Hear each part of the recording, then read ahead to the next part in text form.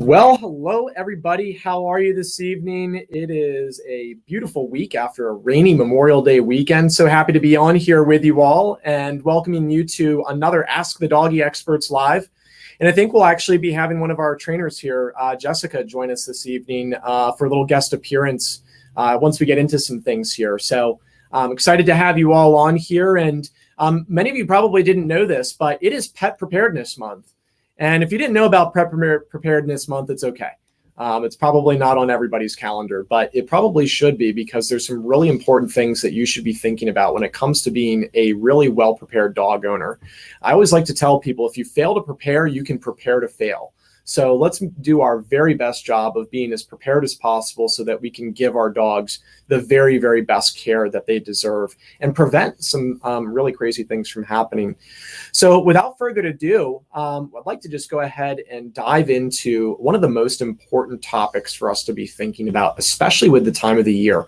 I know this past weekend was a little rainy and probably a lot of you were inside, but come around Monday, it was pretty nice out and a lot of people started to get out with their dogs and temperatures are starting to rise. So we're going to talk a little bit about how to handle the rising temperatures, because one of the biggest things that can happen at this time of the year is heat stroke, dehydration. Those are two really, really important things to be keeping an eye out for, not just for yourself, but for your dog. Our dogs are composed primarily of water. Just like us, a very large portion of how they are physiologically built is out of water. So if they're not getting the proper amount of water, this can lead to a number of really serious issues. So when it comes to dehydration, there's a number of things that you can do as a dog owner to be constantly checking to see if your dog is dehydrated. You want to be watching the color of their gums. If you see dry gums, or if you see a real dry nose, this can be an indicator that they're becoming dehydrated. Lethargy, sunken eyes are some other things that you can be watching out for. What I like to do is I also like to actually just kind of pinch a small amount of skin right over the dog's shoulder blades and just kind of lift up, kind of like a little tent. It's almost like if I were to grab this fabric here and just pull up a little bit, if you notice, that fabric just springs right back into place. So if this was your dog, this would be a dog that's really, really well hydrated. But if when you let go of that skin, this just slowly kind of falls back into place, they're probably a little bit on the dehydrated side. So it's going to be important to get your dog some water. So that's a really good, quick way to check for dehydration. Heat stroke. We're going to talk about cars and ultimately the danger that comes along with cars, but heat stroke is something that can happen very quickly. I'll share a quick story with you. A friend of mine was playing fetch with one of my dogs. I had left them to play fetch for a little while, and I came back about 20 minutes later, and I was like, hey, it's probably time to stop throwing the ball, because my dog is such a ball dog that he won't stop playing ball. He'll keep going over and over and over again after that ball. As long as I throw it, he's going to go after it. And I'm sure a lot of you have dogs that are like this, real high drive, high energy dogs, and they will play ball all day long if you went for it. But these are the dogs that you need to be most aware of going into heat stroke, because they don't really think about being overheated. They just think about, I got to get that ball one more time. I got to get that ball one more time. So when you see that really, really heavy panting, you want to be aware of that.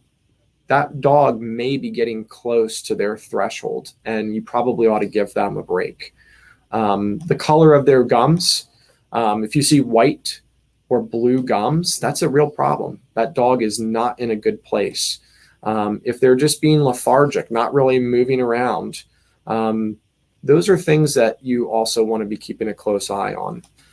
When you have a dog that's overheated like this, one of the best things that you can do is cool them off by taking a towel and soaking that in cold or very cool water and using that to help cool them off. Throwing them into a bathtub or something like that can actually be too significant of a change. So we want to cool them down quickly, but not too quickly. Definitely something that you should talk to your vet about. If you see any signs of dehydration or heat stroke, pick up the phone, call your veterinarian, talk to them about what's going on, and make the very best decision for you and your dog. These types of things can result in some pretty significant changes very quickly. So keep that in mind. With a lot of you traveling this time of the year, many of you are going to be taking your dog places and keeping your dog with you. And I would tell you that, really any day that the temperature is over 80 degrees outside, it can get extremely hot in your car in a very, very short period of time. So never leave your dog in the car in that type of weather. You want to make sure that it is an appropriate temperature to actually be able to leave your dog in the car, which I'm not a big fan of to begin with. There's a lot of different ways to help keep your dog cool in the car. But I've found that there's really not a ton of great reasons to be keeping a dog in a car during hot times of the year for extended periods of time. So I would encourage you to minimize that as much as possible. It's easy for you to get distracted. It's easy for there to be a line in the store and for things to end up taking longer than you expected. And in a lot of places, it's illegal to leave your car running.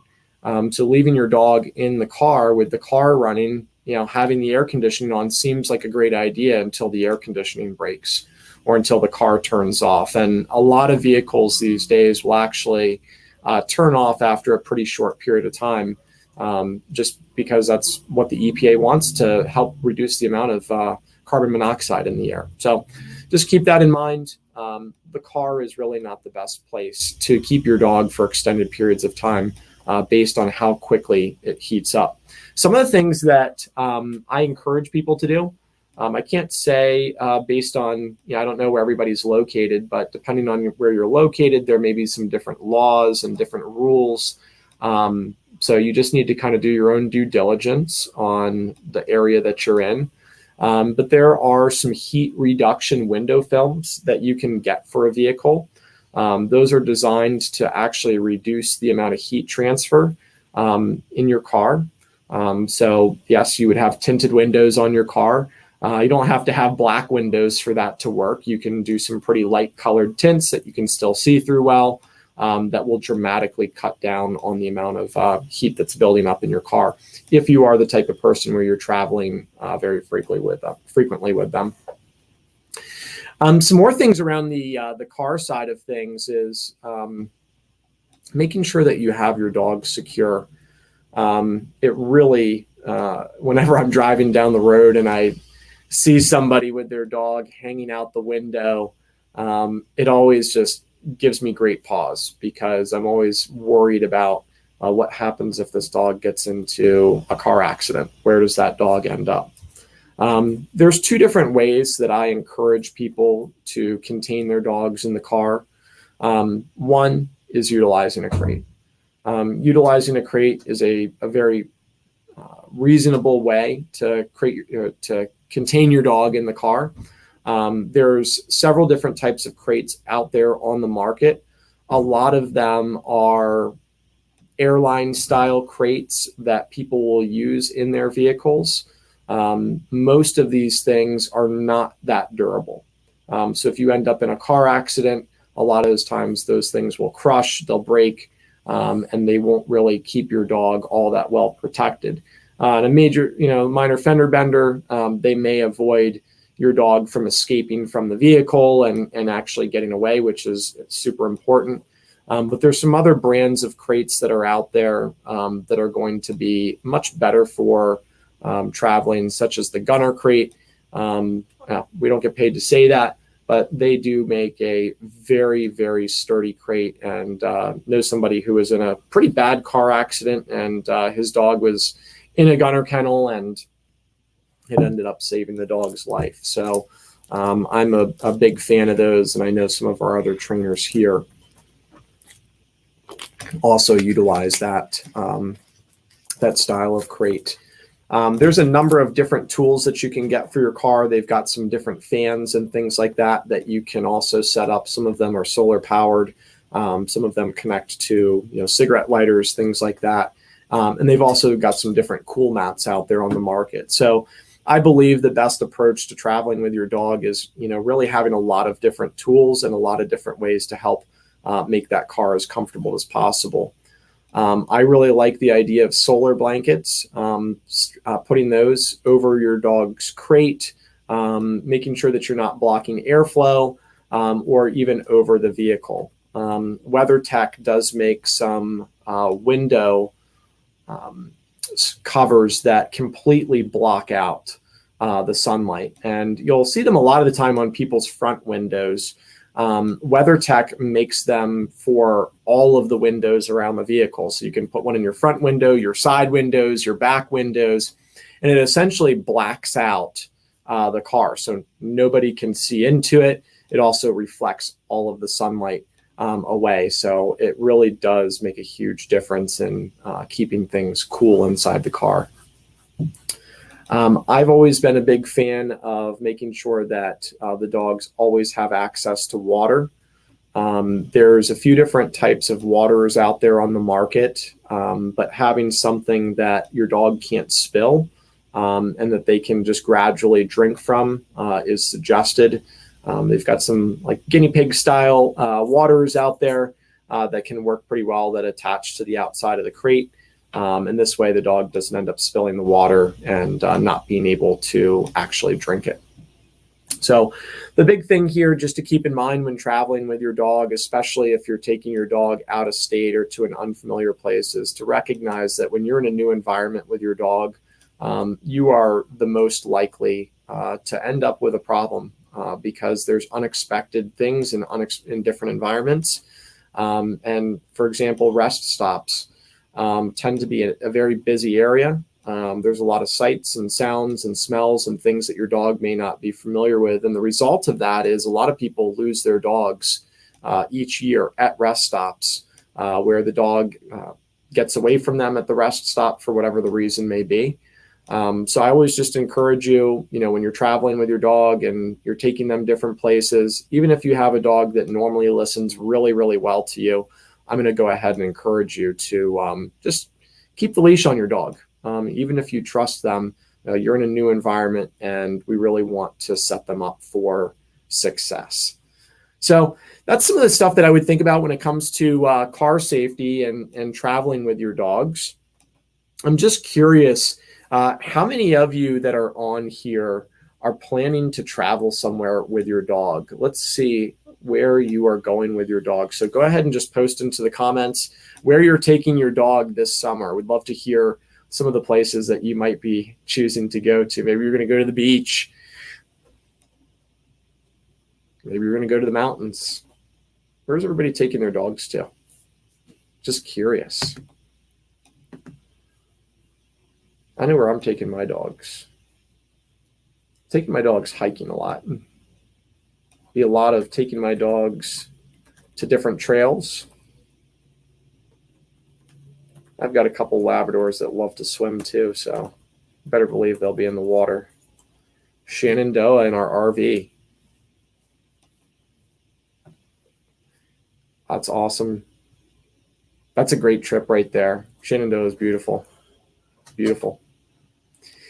Yeah, so, if you're RVing with your dog, Sharon, I would be willing to bet that your dog is already probably fairly familiar with the RV, which is great because it's like kind of the home away from home that your dog is familiar with.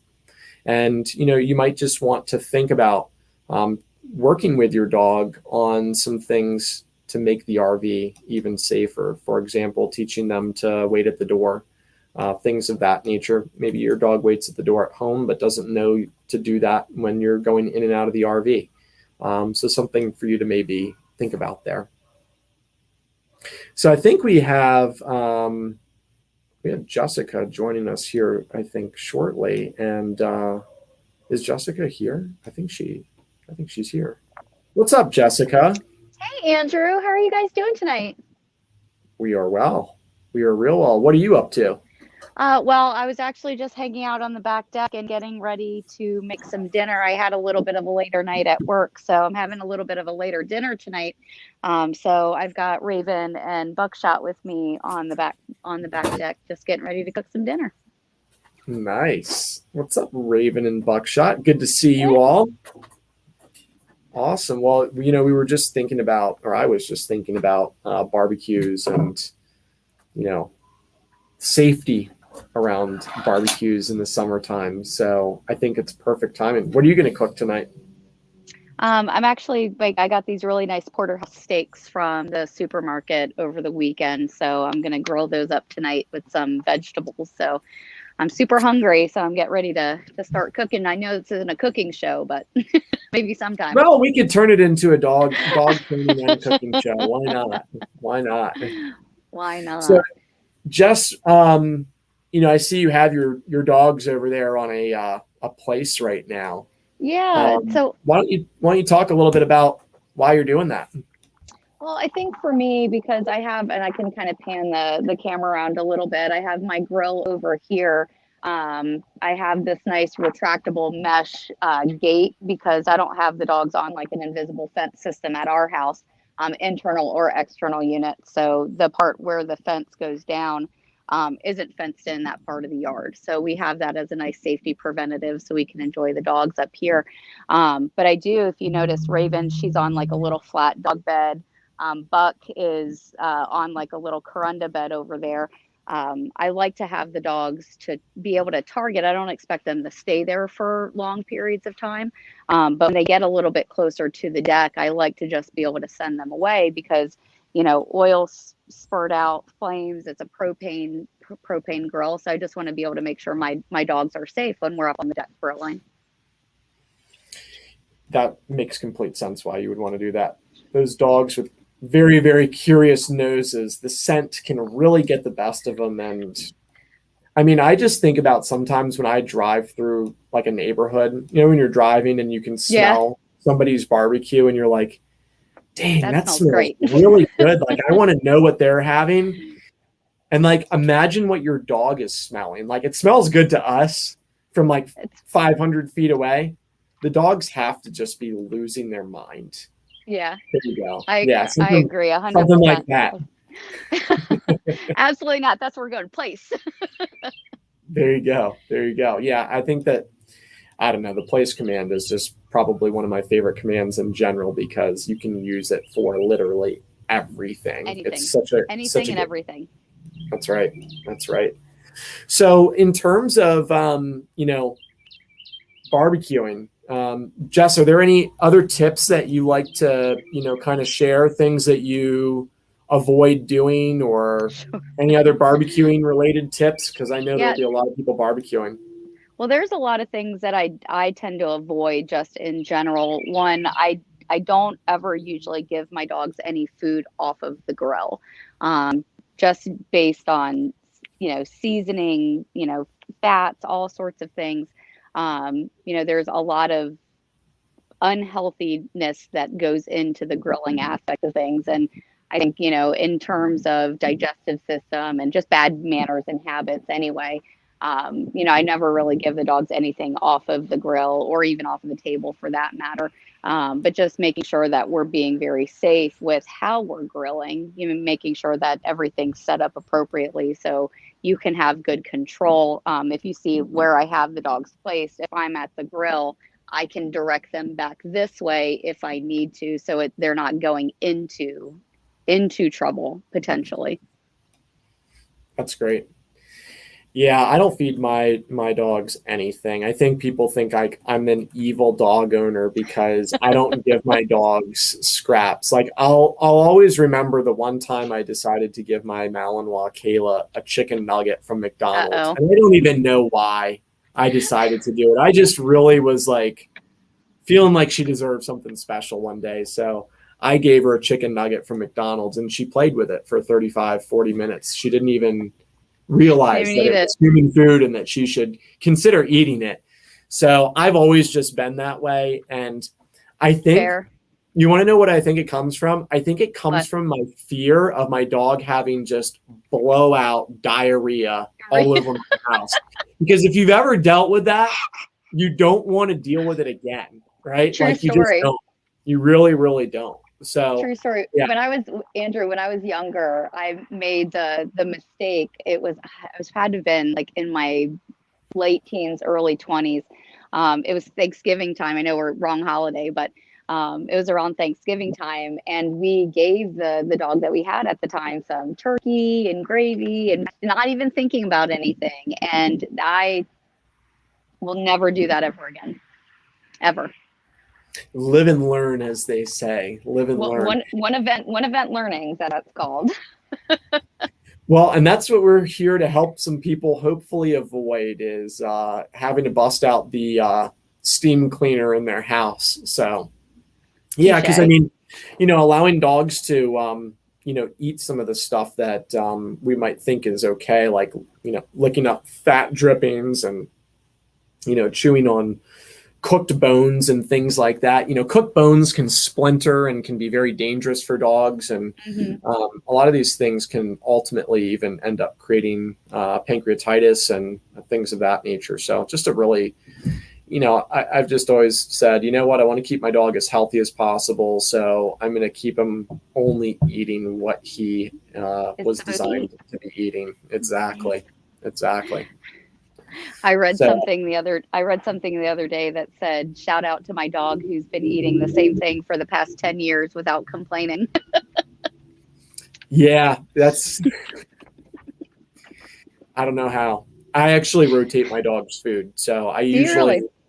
yeah, normally like around every 6 months, I just change the protein source. So I'll switch from Mm, like a chicken diet to a turkey diet, or something along those lines. And that way they're getting similar food, but just a different protein source. And there's a lot of different brands of food out there that you can actually switch the protein source on pretty without having simply.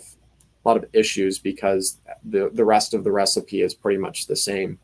So yeah, just play it safe, folks. It's not worth it. It's just not worth it. And to that point, I know a lot of people when they get around the grill, like what goes good with the grill? Beer, right? Alcohol, sure. Yeah. I mean, for me, I would say beer.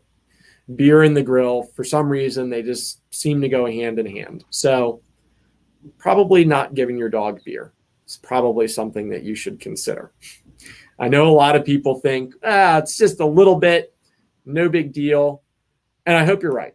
I hope you're right. That's all I have to say. I just really like to avoid that one because unfortunately people's judgment starts to go out the window. And before they know it, the dog has had more than just a lick of beer. They've like drinking a whole cup of beer that you left Mm, out because you essentially told them that it was okay to drink beer. And so I'd rather my dog just know you never drink beer because it's very toxic to them, as you may guess. And so don't confuse them, right? no, Don't confuse them. It's and kind of like even the same reason so, I tell people don't give your puppy leather as a toy, right? Like mm, don't give them rawhide as a toy. It's confusing to them when they see leather in your home, right. right? Same type of thing. It's just talking beer. What are you gonna Yeah, say? even yeah, well, even with just mentioning, like summer parties and get-togethers and things like that, we have a fairly firm rule in our house that if in the event that there is like beer, wine, or alcohol present, generally the dogs are put away. Like not just our judgment fails when the stuff that the dogs can get into, but just in general, you never know what can happen in those points. So we always just play it safe in certain instances. Any major get-togethers. I mean, you've been over here before, and we'll generally not have the dogs around just because it's a little bit safer if certain things are present. Yeah, there's definitely some things to think about. Really, when you're having company over at your house, which a lot of people will entertain. especially this time of the year, especially coming out of a pandemic that we've been in Sure. for over a year now. I mean, people really want to gather and spend time together, which, I'm excited for everybody to be able to start doing that again. But, we want our dogs to be incorporated into our lives as much as possible. But, there's just certain times where it's less stressful for the dog to not be around a whole bunch of new people. And sometimes it's just better for our own well-being of enjoying our time with company, because, when you have company, you want to give them your attention. You want to be able to spend time with them and not be worried about the dog. And so, I would always just encourage people, like, if you're going to entertain, let's say you're going to have a party or a barbecue gathering, whatever the case may be, make sure that there's somebody that has been dedicated as the dog handler for the night. And, whether it's a spouse or child or whoever the case may be, whoever the responsible person of the group is, or however you want to put that, have there be somebody who's going to be in charge of managing the dog, and making sure that they're not getting into things that they shouldn't be having, and just making sure that we're setting the dogs up for success. So there's a couple of questions that came in here. One from Jennifer. How do you get your dog to stop wanting to be let out of his crate first thing in the morning? It doesn't matter when he goes out at bedtime. It's always around 6 a.m. And Jennifer, I don't know if I have a great response for you here, but I will tell you that dogs are creatures of habit. And he's probably gotten into this habit maybe because we have trained him to, and maybe it wasn't intentional. It just happened to be that way. But there's a couple of things for you to think about here. Number one is, what's the reward that your dog is getting each morning that he's doing this? Sitting there and whining in the crate isn't necessarily producing any benefit for him. So you got to figure out, what is it that he is being rewarded by? And is it by you coming and letting him out? Because I would be willing to guess that whining that you're experiencing is your dog essentially calling out to you and saying, hello, can you come and take me out now? I'm ready to go.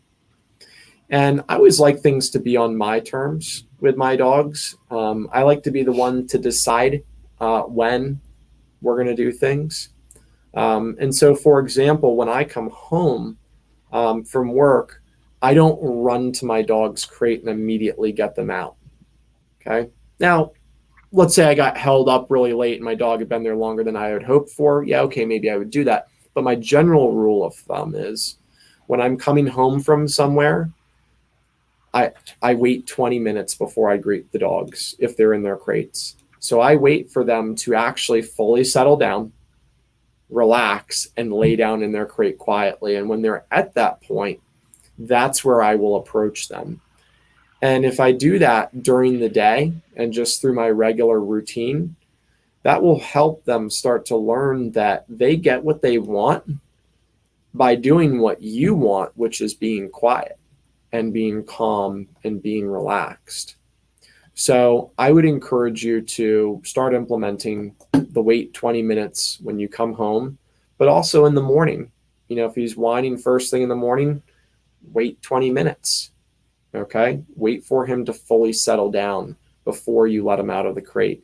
And this will just start to kind of help to build that waiting. Okay. But there's something that's a reward there, and we need to figure out what it is and eliminate it. Otherwise, the behavior is going to continue. Is there anything you want to add to that, Jess? I think you hit the nail on the head, Andrew. I do something very similar to that. I wait for the dogs to settle and relax prior to letting them out of the enclosures, especially this newer dog, Flash, that we have. He'll spin in his kennel probably 5 or 6 different times before he'll even hold a sit reliably for me to just be able to collar him up and take him outside. So it's patience on not just the dog side of things, but even on the human side of things. Those are processes we definitely can't rush.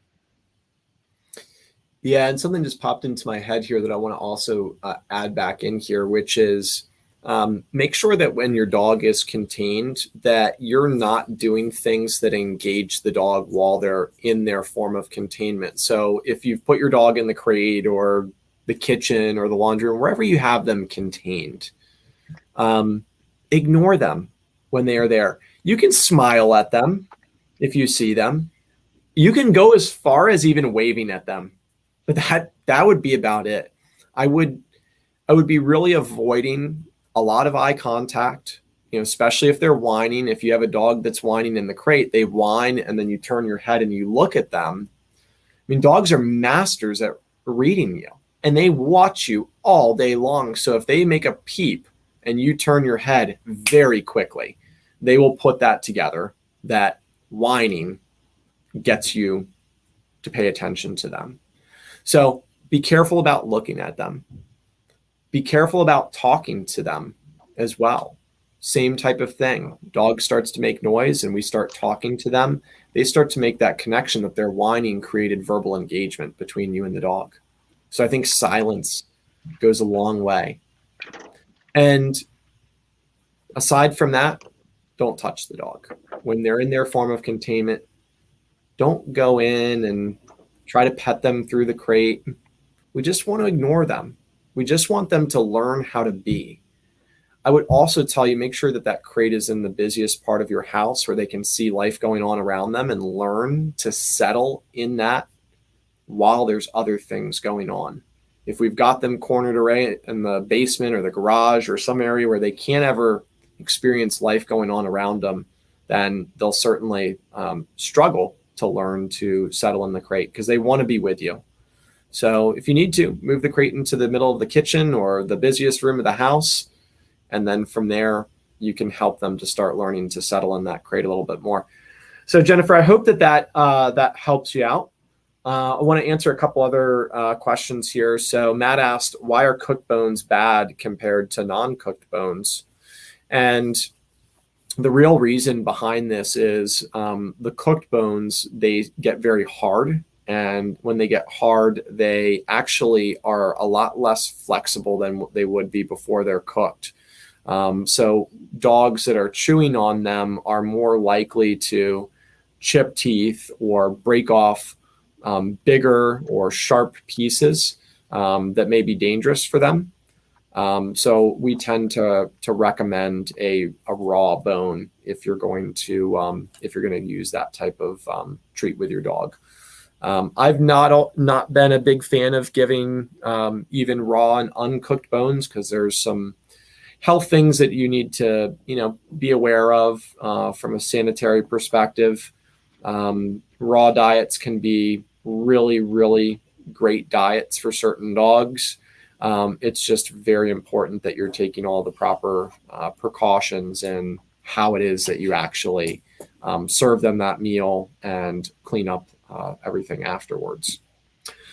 So Jess, I wanted to, I got a couple other things that I wanted to hit on here, but it's amazing how quickly we burn through some time here. Time flies and we're having fun. So let's just take a couple minutes to talk about some water safety, and then we'll kind of we'll start to wrap things up on that. And I've got a bunch of other stuff here, but I guess we'll just have to save some of it for next month. Next time. So yeah, exactly. Which thank you to all of you who are regular attenders of Ask the Doggy Expert Live. We really appreciate you guys jumping on. And now that we are coming out of COVID, I've started teaching the course for Montgomery College for people who are becoming professional dog trainers. And George is helping me out with that. And I'm sure Jess will be helping me out with that as well. But that happens on Wednesdays. So for the next several weeks going into the future here, at least we'll be meeting probably closer to this 8 o'clock time versus our normal 7 o'clock time. So appreciate everybody who's been patient with us. But back to the water safety. So Jess, do you have any water safety tips for our fans here? Well, I think it's funny that you mentioned that because I don't know if you knew that I took Buck camping last month. And he had his first experience kind of dipping his toes into different types of water. And I definitely, because we don't, as a dachshund, he's not a natural swimmer. I definitely learned how to read his comfort levels, what he was and was not comfortable with in terms of movement, motion of the water, depth for that matter, because, Buck is only about this tall. And so I think, when we're going through and dealing with introducing the dogs to water, shallow water is usually the best, something that's not fast flowing or moving. I know a student of ours had taken their dog to like a dog friendly beach. And with this whole thought process that it was going to be amazing for the dog, but the dog was terrified of the ebb and flow of the waves. And so sometimes we just need to take it really slow and do shallow spots of water, maybe a small stream, safety first with that, depending on where you're located. But definitely make sure it's a dog that can swim and can learn how to swim. Some dogs are not meant for swimming. I just want to make sure I understand this correctly. So taking your dog and throwing them into the deep end isn't how you should introduce the dog to water? I mean, Andrew, that's how I learned how to swim, but I'm not a dog. Yeah, not the way to go, folks. Not the way to go. Especially with like pools and things like that, where it's difficult for the dog to figure out how to get out of the pool. How to get out. Yeah, definitely got to do it slowly. Unfortunately, the dogs that we have, 2 Dobermans, a French Bulldog, and a Dachshund, they are not very water-friendly animals. You've got Labradors. You're fine. Your dogs are water dogs.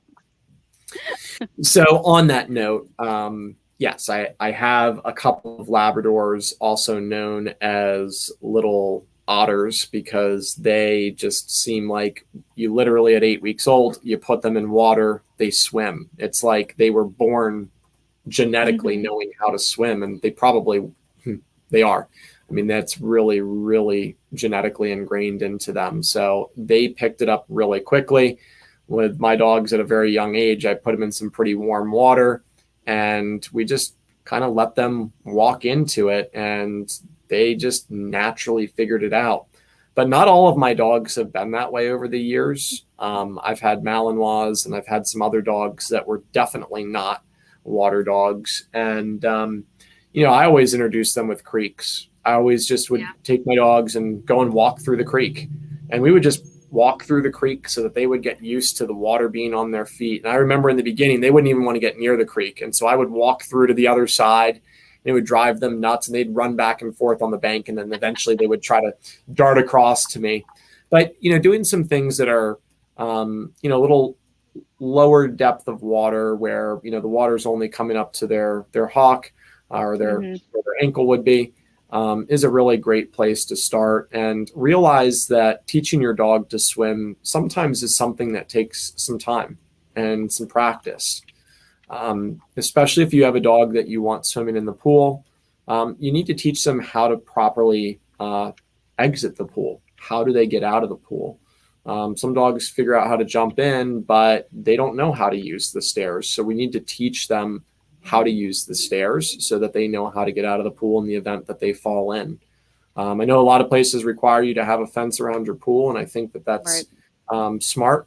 Unfortunately, sometimes dogs end up drowning in pools because the dog gets into the pool, doesn't know how to get out of the pool, and there's nobody there.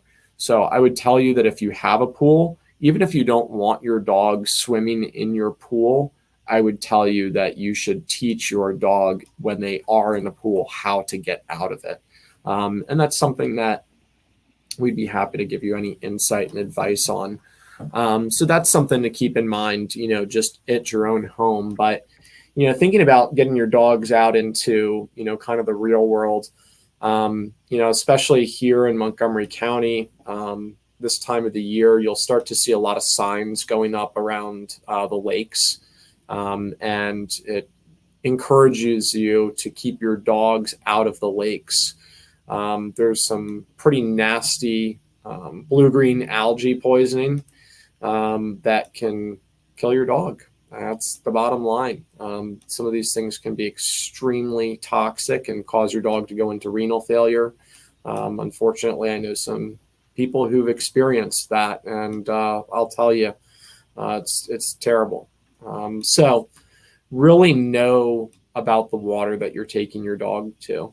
I have a pond that I swim my dogs in, and I treat my pond and I check the water, and I'm very aware of kind of what's going on in there. But it's not like that everywhere that you go. So just really pay attention to the quality of water and making sure that if there's any signs that say keep your dog out of the water, don't push it. Just keep your dog out of the water. So another thing is a lot of dogs aren't used to long periods of time swimming. And swimming is a phenomenal exercise for dogs. I wish we could get more of our clients swimming their dogs because it really is a great exercise for them.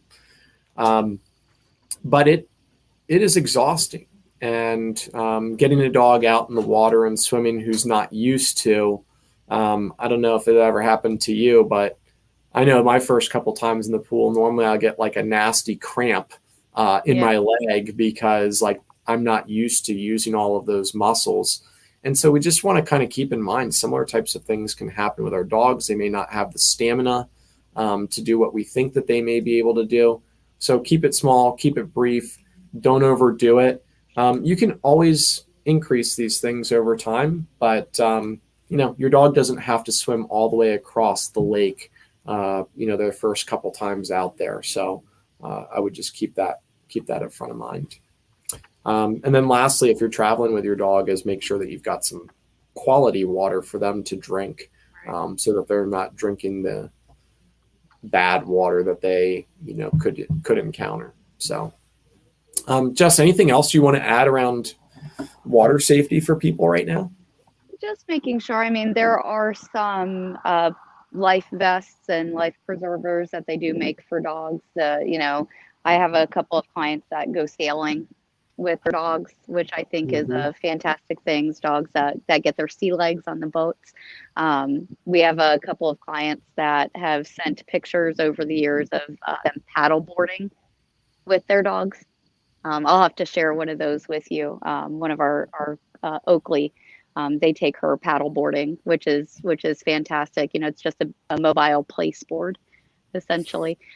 Just making sure that the dogs know how to maneuver, maintain their balance and control. It's all socialization if you think about it at the end of the day, Andrew. That's right. I think the life jacket's it's a great option. I think probably should be used more than they are. I think when people see them in stores, sometimes it's kind of like, is this a gimmick? Is this real? But yeah, I mean, it is. And if you're going to be taking your dog out on watercraft, you should, in my opinion, treat them how you treat your kids or your family members, and making sure that you've got a life vest for them, because we all know stuff happens. So be prepared, right? Pet Preparedness Month is what it is all about. So to that point, we're going to kind of put a bow tie on things. And some of you have already taken advantage of some of the different resources that we have for you. But, here at DogiZone, our brand promises to make dog ownership easier on everybody. And to do that, we're constantly developing resources and things to provide to our clients here on things that help to make life easier. And if you've been on some of our other shows, we've shared a few different things over the past couple months of some tools that we have put together for you that will help you to be a better prepared dog owner. So we have our pet poison magnet here, sharing some of the top poisons to watch out for your dog. We have our emergency contact card and our disaster preparedness card here as well, so that you have everything that you need written down in one place. In the event of an emergency, you've got that card ready to go, and you know everything that you need to do.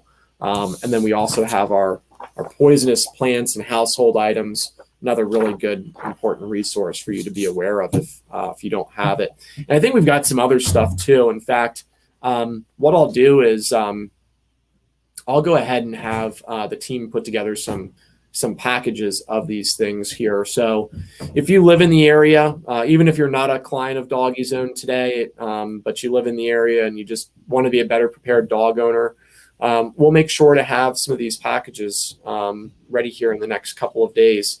And you can just send us a message on Facebook and just say, hey, I want to come by and pick up a pet preparedness package, and we'll make sure that we have one at the desk waiting for you to pick up, that you can take home and have all of the info you need to be a better prepared pet owner. So Jess, it's starting to get dark over there.